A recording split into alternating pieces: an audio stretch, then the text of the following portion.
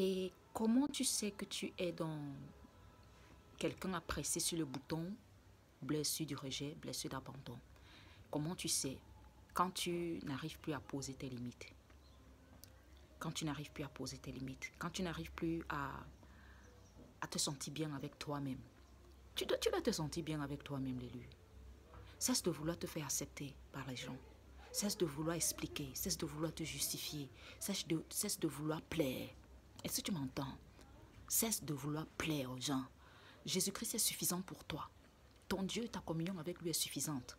Maintenant, lorsque tu as une relation sociale, une vie sociale, ça sera sur les bases saines. Ça ne sera plus toi, la pom-pom girl de la place qui fait amuser, ou bien la petite fofolle de la place qui essaie de mettre toujours tout le monde bien, tout le monde ok. Non, non, non, non, non, non. Ton énergie n'est pas pour ça. Alors, tu iras dans la base des relations saines, des relations d'équilibre, des relations de respect. Parce que lorsque le rejet commence, c'est la blessure du rejet commence, la blessure de l'abandon, tu te rends compte que les gens te manquent beaucoup de respect à ce moment-là parce que tu t'oublies, parce que tu ne te respectes plus toi-même. Si c'est que tu dois rester seul et que tu es au milieu des gens qui te rejettent, alors reste seul. Reste seul, ils vont te respecter. Mais si tu essayes de tout le temps aller vers eux pour les manger sur la main, afin que tu sois accepté, que tu les fais voir tes faiblesses, ne fais surtout pas voir à vos ennemis vos faiblesses. Tu gonfles la poitrine, même si tout va mal. Tu mets le sourire bien dans ta vie, même si tout va mal. Oui, tu te maquilles, tu te mets ton rouge à lèvres, même si tout va mal. N'affiche pas un spectacle d'une personne faible. Ils vont t'écraser. Ces gens n'ont pas la pitié. Hein? Lorsque tu montres ta faiblesse, montre-le devant quelqu'un que tu sais qui peut t'aider. Quelqu'un que tu as remarqué qu'il peut porter tes secrets. Est-ce que tu m'entends? Parce que lorsque tu t'ouvres à n'importe qui, tu seras exposé à un sujet de raillerie. Les gens vont te ricaner. Ils vont prendre ce que tu leur as dit comme sujet de médire. Et tu seras moqué. Tu vas te rendre compte que la voisine qui venait faire comme si elle était une confidente commence à te regarder et te mépriser en route. Est-ce que tu comprends? Non, il faut garder le charisme. Garde ton charisme, l'élu, quel que soit ce que tu traverses. Dis-le à Jésus.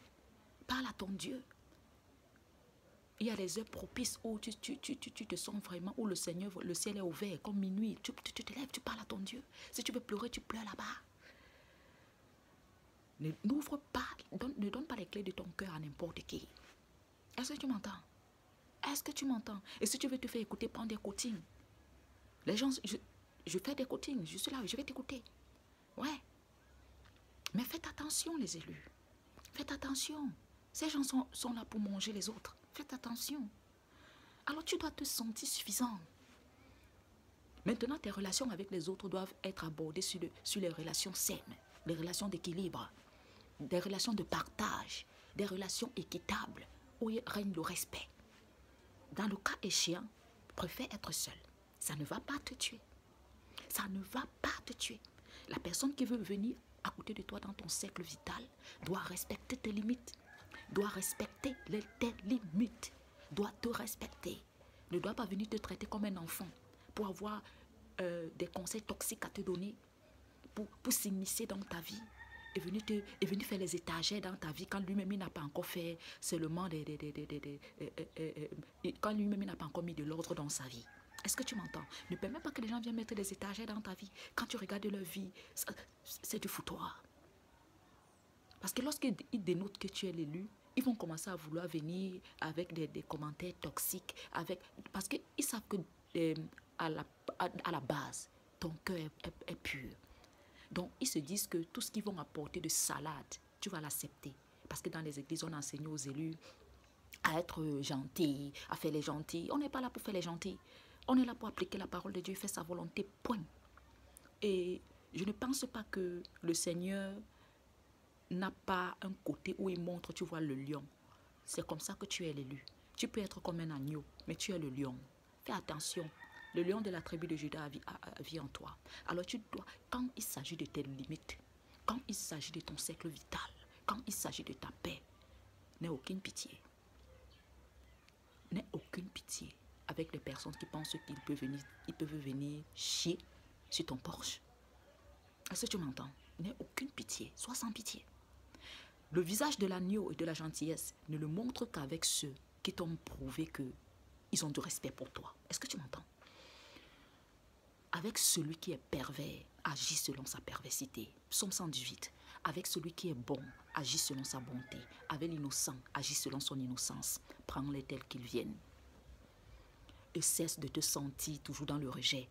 Quand tu te sens déjà dans la blessure du rejet, c'est que les gens sont en train de te manipuler pour que tu demandes de l'amour, pour activer ce côté de codépendance et de dépendant affectif et émotionnel. Est-ce que tu entends? Comment guérir de ça? En acceptant le pouvoir que Dieu t'a donné, que tu seras beaucoup appelé à être solitaire. C'est comme ça, point. Et le Seigneur l'a fait pour nous protéger, pour te protéger. Parce que ce pouvoir-là, les gens le siphonnent. Quand tu te retrouves toujours dans la foule, tu peux mourir tout le temps à être pressé par les gens. Ils voient ça, ils se collent à toi. Et ton onction, c'est comme ça qu'ils te puisent.